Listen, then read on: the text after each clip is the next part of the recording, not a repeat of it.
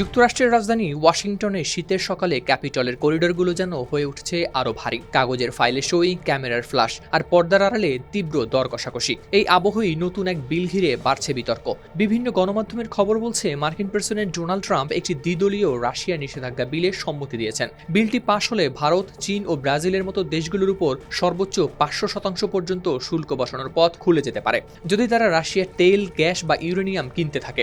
এই উদ্যোগের মুখ্য উদ্যোক্তা হিসেবে উঠে এসেছে রিপাবলিকান সিনেটর লিন্ডসে গ্রাহাম ও ডেমোক্র্যাট সিনেটর রিচার্ড ব্লুমেনথালের নাম। গ্রাহাম জানিয়েছেন, হোয়াইট হাউসে বৈঠকে ট্রাম্প বিলটির বিষয়ে সবুজ সংকেত দিয়েছেন। উদ্দেশ্যটি খুব নির্দিষ্ট, রাশিয়ার যুদ্ধ প্রচেষ্টার অর্থের উৎসে চাপ বাড়ানো, যাতে মস্কো আলোচনায় আসতে বাধ্য হয়। ভারতীয় সংবাদ মাধ্যম এনডিটিভি ও দ্য ইন্ডিয়ান এক্সপ্রেসের প্রতিবেদনে প্রকাশ পেয়েছে এ তথ্য। বিলের কাঠামোতে বলা হয়েছে, যারা জেনে শুনে রাশিয়ার জ্বালানি পণ্য কেনাবেচা চালিয়ে যাবে তাদের দেশ থেকে যুক্তরাষ্ট্রে ঢোকা পণ্য ও পরিষেবার উপর শুল্ক কমপক্ষে 500% পর্যন্ত বাড়ানোর ক্ষমতা পাবে প্রেসিডেন্ট প্রশাসন। অর্থাৎ শুল্ক শুধু রাশিয়ার উপর নয়, রাশিয়ার ক্রেতা দেশগুলোর উপরও পড়তে পারে। এটাই সেকেন্ডারি চাপের মূল কৌশল। সিলভার টিপ কন্ট্যাক্টে তৈরি, নিরাপদ ও নান্দনিক ক্লিক সুইচ নির্ভরতা জীবন জুড়ে।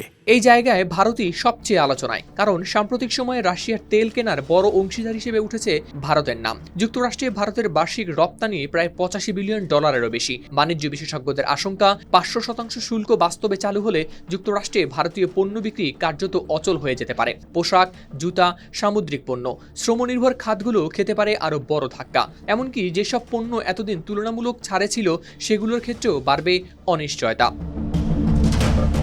এদিকে বিষয়টি এমন সময় সামনে এসেছে যখন ট্রাম্পের শুল্ক নীতি আইনি চ্যালেঞ্জের মুখে পড়েছে বলে চলছে আলোচনা। সেই প্রেক্ষাপটে নতুন আইন পাশ হলে প্রশাসনের হাতে চলে আসবে আরও শক্ত একটি আইনি হাতিয়ার, এমন ব্যাখ্যাও শোনা যাচ্ছে অনেকের মুখে। তবে সবকিছু এখনো রয়েছে যদি কিন্তুর ভেতর। বিলটি সিনেটে ভোটে গেলে ফল কি হবে তা নিশ্চিত নয়, কিন্তু সংকেতটা পরিষ্কার। রাশিয়ার তেল কেনার রাজনীতি এখন সরাসরি ঢুকে পড়েছে শুল্ক যুদ্ধে, আর সেই যুদ্ধের প্রথম সারিতে পড়ে যেতে পারে ভারতীয় রপ্তানি ও বিনিয়োগ দুটোই। হাওলাদার শামীম, RTV।